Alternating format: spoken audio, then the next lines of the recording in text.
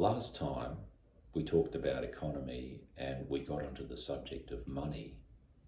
Remember how money came up? We introduced the exchange or market economy with which we're all familiar, which operates on a quid pro quo, tit for tat basis. Buyers and sellers exchange something, and there's an expectation that they'll be exchanging goods and services of equal value. Now, this exchange economy can either be unmediated exchange, namely barter, or it can be mediated exchange, a money economy. And that's what we have today. So we understand a bit of the history of it. Now, the money economy was originally commodity money. Actual physical stuff served as money. And we mentioned that anything can serve as money. Shells, stones, any kind of trinket or bauble whatsoever. Anything in the environment that people agree upon to use as a medium of exchange and as a store of value. We know that tobacco was used, cigarettes were used as a currency during the wars. You can pay for things in cigarettes, and people can keep those cigarettes. They might smoke them, but then they might use them to pay for silk stockings or for food or whatever at times of war. Instead of having a wallet full of notes or a purse full of coins, you would pay for things in cigarettes. Purse full of tobacco. A purse full of tobacco. And then the most significant commodity money was precious metal, silver and gold. And we mentioned how the world was on a gold standard and then it came off a gold standard. The amount of symbolic money, the next step, that could be allowed to circulate in the form of banknotes, currency, and coins. They're both forms of currency, they do the rounds. The amount of that was strictly controlled because it was pegged to the amount of gold that a country held. The idea being that the face value of the note was a claim on a certain amount of gold. That was gold gives it value. Otherwise, it's got no value. It's just exactly. a piece of paper. It's just a piece of paper unless it's backed by gold. That's right. And a lot of people are lamenting the situation today where we've got lots and lots of pieces of paper unbacked by gold. And they're saying that's right. This money is sort of valueless money.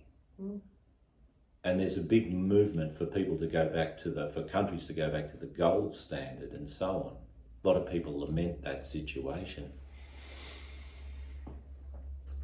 So if our currency isn't pegged to gold, it's called fiat currency, which means just let it be. So some issuing authority,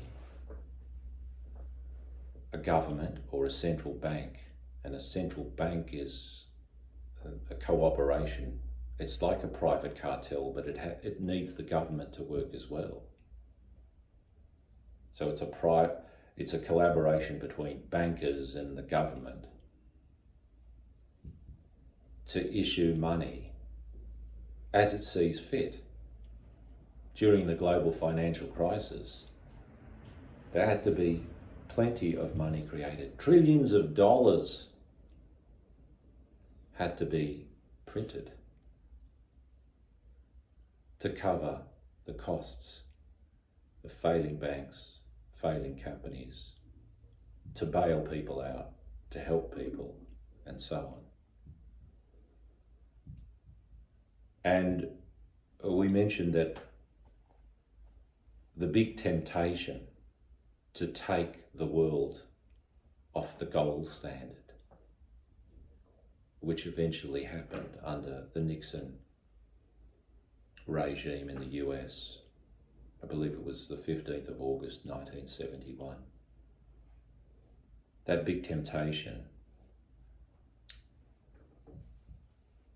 came about as a result of the imperative of war. When you need to make war, when your government needs to...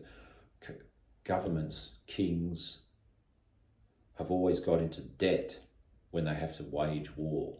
They have to go to the money lenders. They have to go to the bankers. And it's interesting that even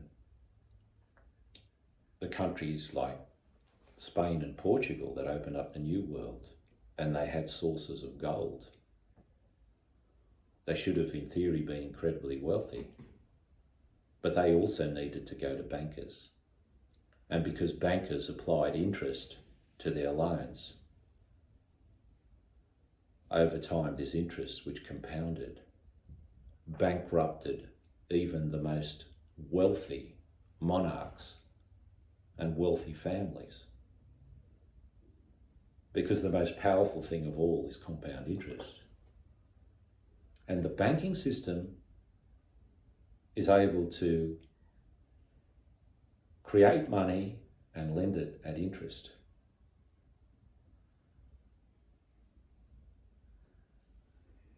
So a central bank can create money just calling it into being, just printing it into existence. And so you've got the commodity money, symbolic money, and then fiat money, which can be printed into existence. And then we could even say virtual fiat currency, because after a while you don't even need to run the printing presses. In a computer age, you can just make digital entries and debits into accounts. It's the same thing as printing money. That's right. So there's this virtual or digital fiat currency. So it doesn't exist. No, there's nothing physical that you can trace it to. They're just entries in a digital ledger. That's right. Scary. And then a lot of this money can be loaned out from central banks to banks. And banks apply this fractional reserve banking, which is several hundred years old now, but it's the whole trick to banking. It means that you only need to keep a fraction of the money that you lend out in the event that your depositors need their money. But the whole system of banking turns on this expectancy that not every depositor who's deposited money in your bank will come for their money at the same time. That's the key to the whole system.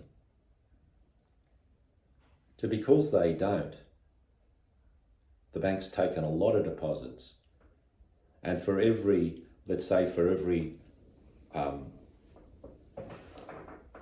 dollar of deposit it takes, it can lend out $10, maybe more. So it's creating 10 times as much money. And we say that the central banks have created a certain amount of money. Well, then it's amplified through the system of the trading banks, the commercial banks, the bank down the road, the bank in the mall, and so on. Another 10-fold, maybe 20-fold. This is how money is generated and debt makes it real. Is injected into the economy. The debt makes it real. Well, for the banks. People say that the debt, the money is created as debt. What does that mean? That when... Children are still trying to work that one out. When banks issue the money, it's issued as debt. You go to the bank for a bank loan, And they pull this money out of thin air because it doesn't exist. We know for a long, long time there's nothing physical backing it. But in addition to that, it's working on this, I've got money to lend that I don't really have to lend, but it's going to be all right because the people that deposited their money are not going to ask for it while I'm lending this money out to you. So that amplifies their ability to bring money out of nothing, fiat money. But when you get it, you're immediately in debt to the bank. Exactly. Because it becomes a loan. For the bank, it's a credit, but for you, it's a debt. That's right. So people who are borrowing money into existence as debt. Now, because so much money is created, much faster than the amount of goods and services that are produced, over time, more and more money chasing roughly the same amount of goods and services does what? It devalues the money. It devalues the money. So, for example, the US Federal Reserve, their central bank, was established in 1913. Between that time and the present time, what used to be $1 in the beginning, back in 100 years ago, is now maybe worth just a few cents.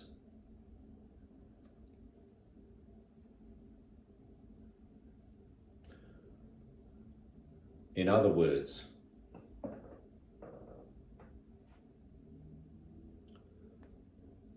$1 today for us would have been the equivalent of a couple of cents back in the day, back in the time of the First World War.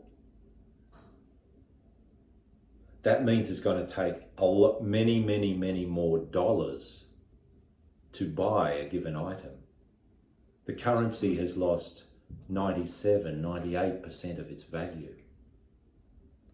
That's why everything's so expensive. Mm-hmm. And what happens when governments need more money for their programs or for their wars? When they want to do things, and we know that politicians are notorious for wanting to be seen to be performing acts of largesse in certain electorates before elections and so on, doing things for the community. They need to borrow money themselves. They have to go to the banking system. And the banks are going to charge them money with interest. Just as the banks charge you interest on your money. And so they get into debt. Billions of dollars of debt. And the big economies, trillions. What's the US debt? It's tens of trillions of dollars. And each year more gets added to the debt. And every now and then you hear in the news that the government's on a precipice. It might not be able to pay its payrolls for its bureaucrats. It may just close down and not function because they need to vote in Congress to lift the debt ceiling, to allow the country to operate with even more debt than it has accumulated. Mm-hmm. Talk about a rod for your back. Yes.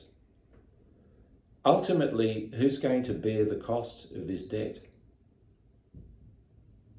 If governments are deep in debt and then they start to get they listen to economists who are preaching austerity, which we had a rash of such economists throughout the whole world after the global financial crisis.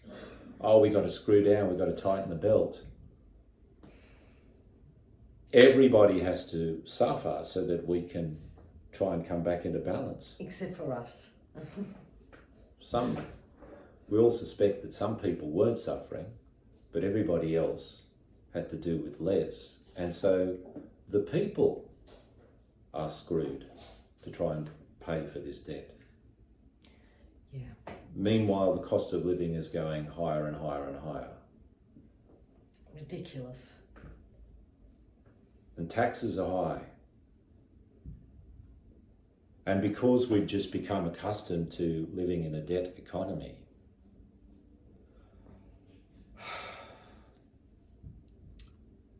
it's like the system has a mortgage on our lives.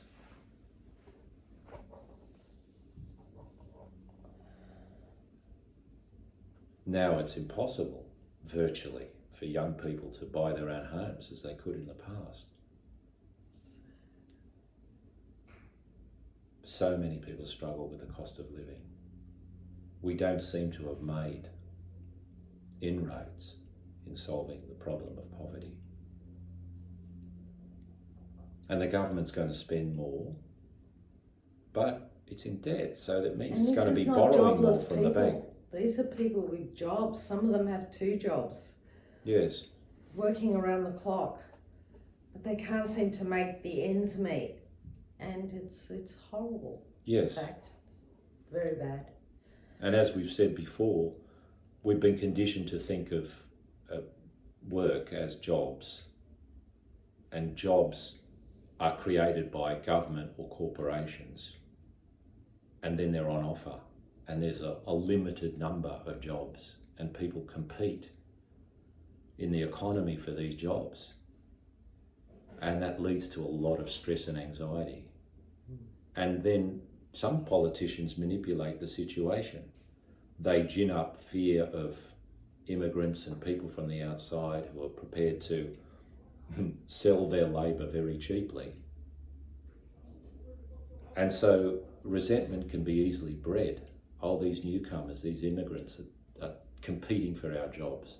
They're taking the jobs that should be ours.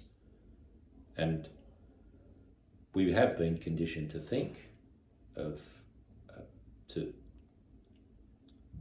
look for jobs, to take jobs, rather than to see work as something that we create spontaneously. It's rare to come across that attitude.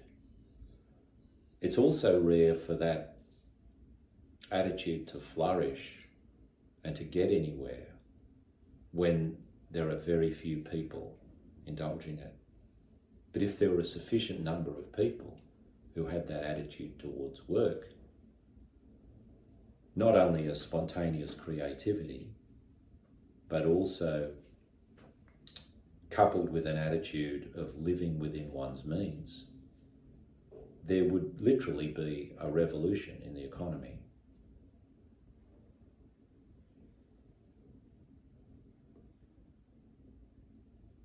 So we've got commodity money, symbolic money, fiat currency, virtual fiat currency, and then we've got new things like cryptocurrency as well, which go by the name of money,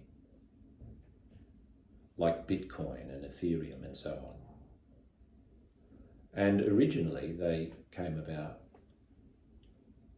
as a means of decentralizing the money control. The whole blockchain technology and having a ledger that could track the transactions between individuals. It held out a promise that there could be a generation of money and an exchange of money that wasn't under the surveillance and the control of central banks and the government. But what we're discovering is that central banks and the government are trying to get involved into the area of cryptocurrency. they're trying to regulate it, they're trying to control it.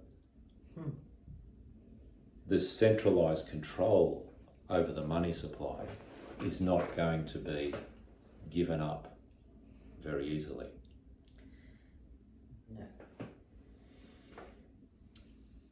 Each one of us has some responsibility in money regulation. The business of improving the way that money works is called monetary reform. Is money good or bad? Neither. It's neutral. It's meant to be a medium of exchange. Now, this means that money is good when it does its job properly, when it serves as a medium of exchange. When, instead of facilitating exchange of economic agents, of goods and services by economic agents, the money actually blocks it, or the control of money blocks exchange, then money is bad. Money is neither good nor bad intrinsically. It's neutral. It has a function to fulfill. If it fulfills that function, it's good.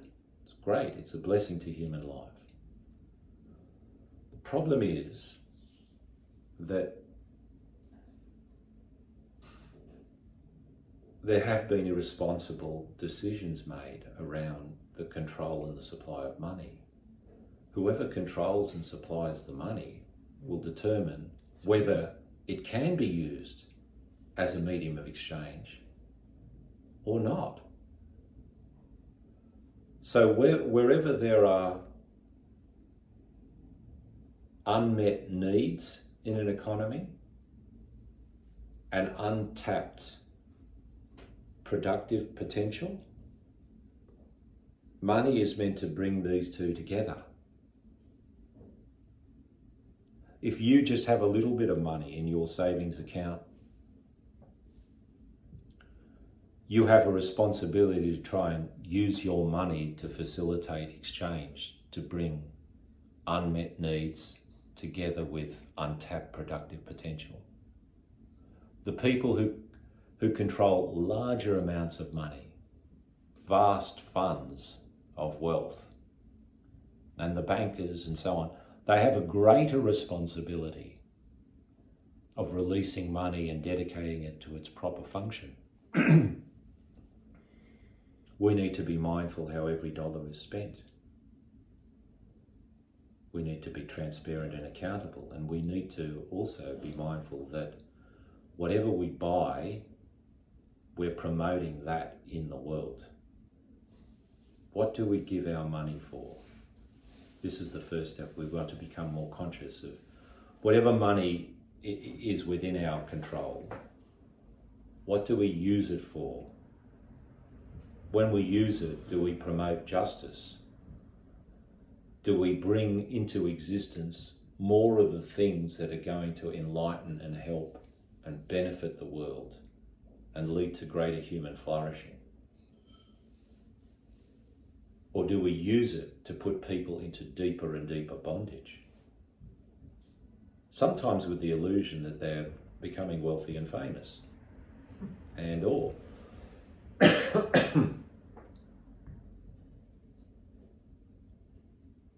and when we take money from a would-be donor or lender, are we transparent in our motivations for taking it? Do we engage in gouging practices, or do we allow ourselves to be gouged or exploited economically? We really need to scrutinise our attitudes and our practices around money. And remember, this all has to do with peacemaking and peace education. Oh yeah. For one, we've seen that the need to wage war was a huge impetus to the delinking of currency from gold and the end of the gold standard. Since then, the world's been flooded with currency and it's caused massive inflation. This is one of the biggest problems that central banks and economies are wrestling with around the world. But they go on contributing to the problem, printing more money and so on. And then measuring GDP just in terms of stuff that's produced. See, do we do proper accounting? Let me put it this way. Every time we build a bomb to drop on our fellow man, that's production of sorts, and that counts in the GDP.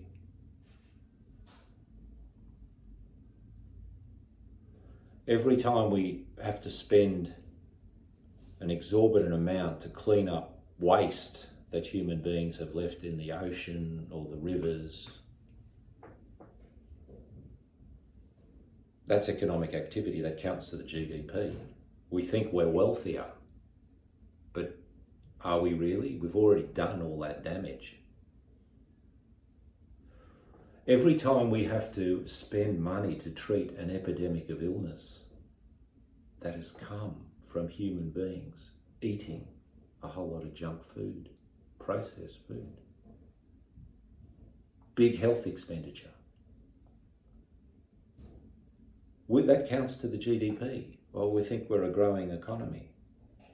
But if proper accounting is done and you take into consideration the damage on people's health, it doesn't work. It's not economic. It's not economic. It's not efficient. To be truly economic, you want to be efficient. You want to prevent the health crisis in the first place. But maybe up to 70% of our health problems, maybe more than 70% of our health problems in developed economies come from eating a bad diet, too much processed food, and just too much food in general, and obesity. We're in a bad way. We sure are. That desire to do harm to one another is one and the same as the desire to get our hands on more money. So greed and violence go together. This is why it comes into the purview of the peacemaker. Similar energy. Yeah. It has no limits. No. And this desire to live beyond our means, to indulge and pander to every desire that we have, that is consumption up here but production down here, and not matching them up, because there should be a balance, a harmony between production and consumption. We should be consuming about as much as we produce, and then life is in balance. But if we demand this consumption, and we're conditioned by our advertisers to go for instant gratification and to live in a consumerist society, a throwaway society where we just need the latest gadget, the latest car, the latest threads, get rid of the old ones, replace them with new ones, and spend. And then keeping up with the Joneses, because we've got to have at least something as good as the person next door, then we're going to get into deeper and deeper and deeper debt. And when we get into deeper debt, it means somebody else is controlling our lives. Absolutely. And they can dissolve the assets of our lives to recoup. We say that, this is our house, we own this house. But in reality, most of the time, it's the mortgagee. You don't own it till you own it. It's the bank that owns the substantial equity. Unless you pay it out. In most people's homes, yes. And You stop paying and they take the asset. And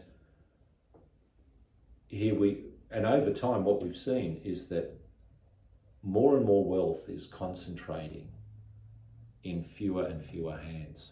That's right.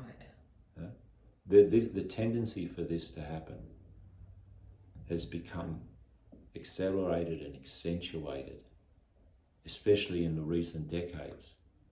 So it's just a minute fraction. It's like the 1% owns as much as the 99%, but it's probably more extreme than that. There's a handful of people that own a substantial amount of the world's assets. That's right. There's a great injustice in that, and we've said that there can be no peace without justice. And part of the justice is a distributive economic justice. But the attempts at redistribution in the past have created other injustices because they've abolished private property. And private property is something that is natural to human beings, ownership. But there has to be, again, a balanced understanding that it is natural to own.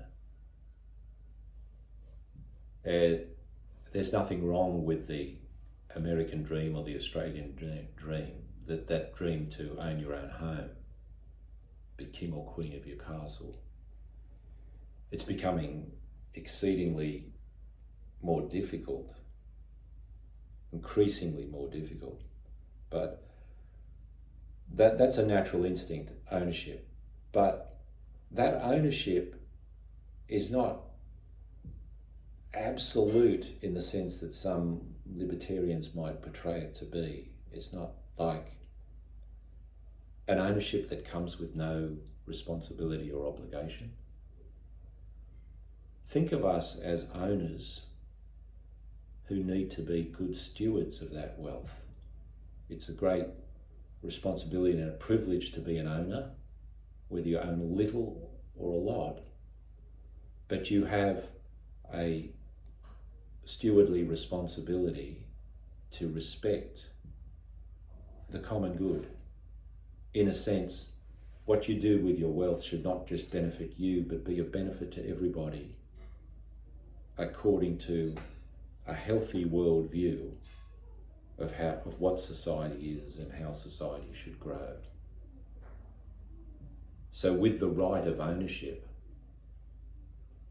comes the concomitant duty to be a good steward and to use what's in your name to promote the common good.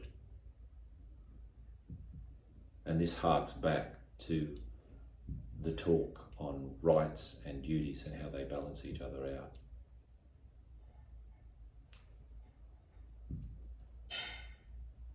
Thank you for following.